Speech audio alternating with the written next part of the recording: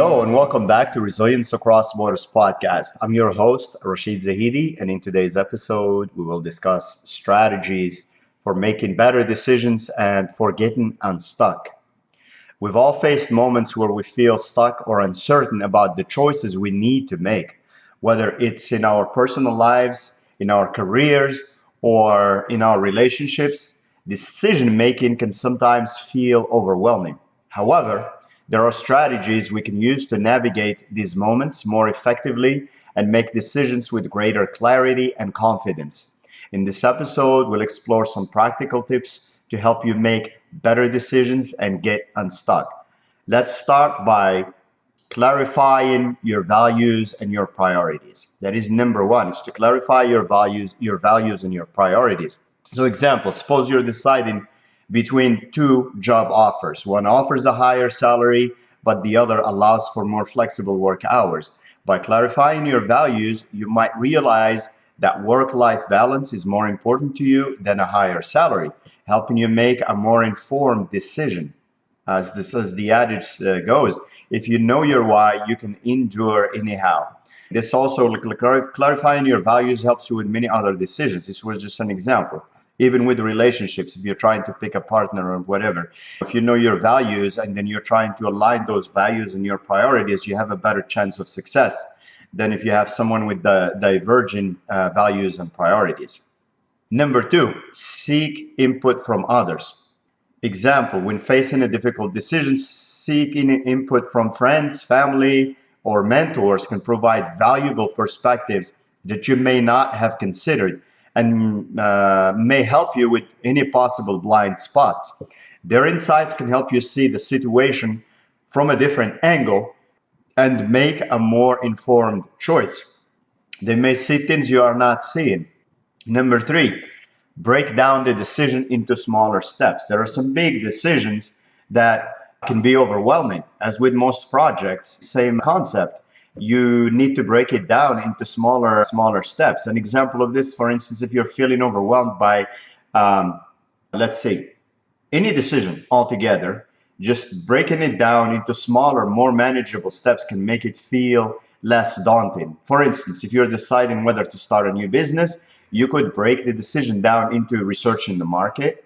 Another day or another time you can do creating a business plan, another whatever opportunity. You seek advice from experts, you pick their brains, you ask all the questions, you ask about things that you should think about, things that you didn't think about, and you even ask what questions should you be asking because we don't know what we don't know. So you ask yourself all the good questions about budgets, requirements. Is it within your wheelhouse?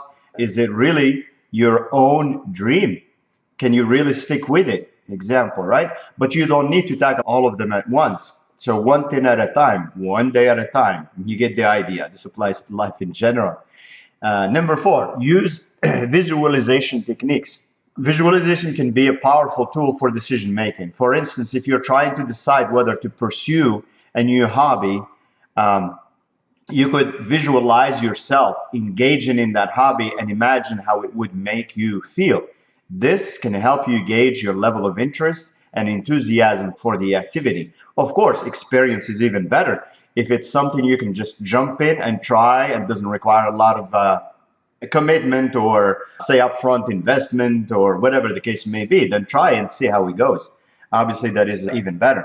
Number five, consider the consequences of each option. Example, when making a decision, it's important to consider the potential consequence of each option.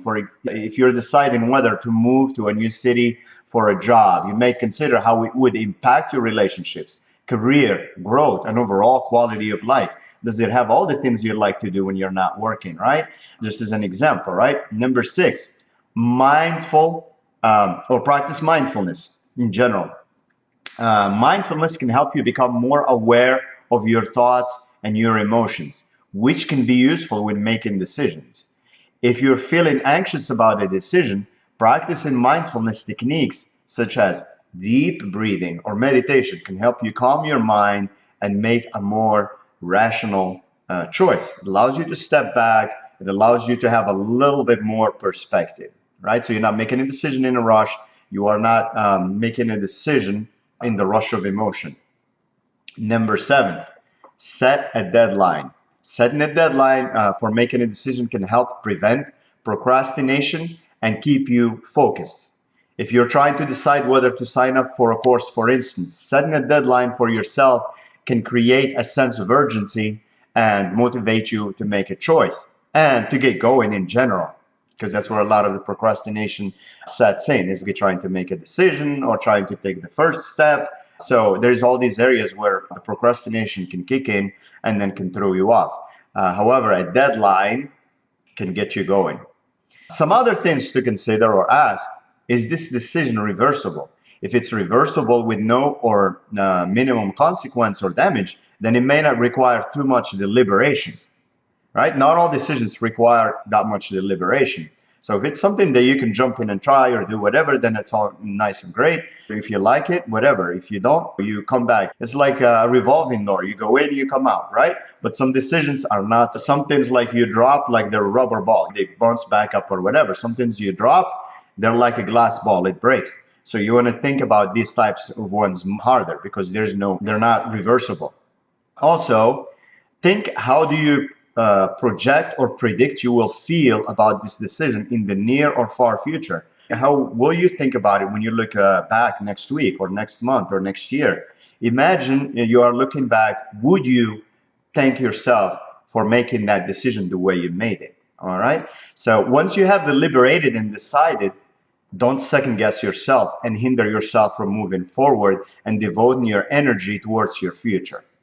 If you need and have to make an unpopular decision also, the quicker, the better for you and for all, or you will lose the courage and make yourself and others suffer longer, or end up making a decision that kicks the can down the road.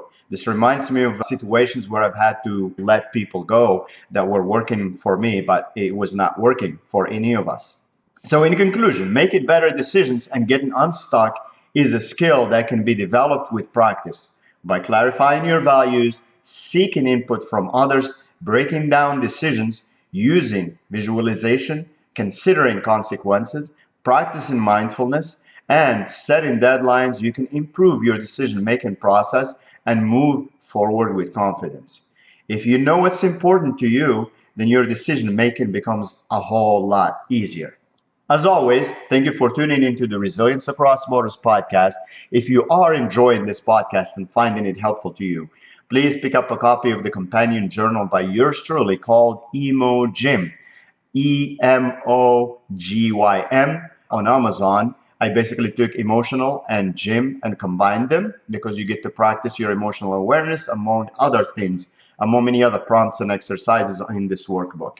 You can follow the blog posts and new episodes as they get added at this URL at resilience.com, ATRESILIENCE.com. Remember to be kind to yourself and be kind to others, and stay resilient.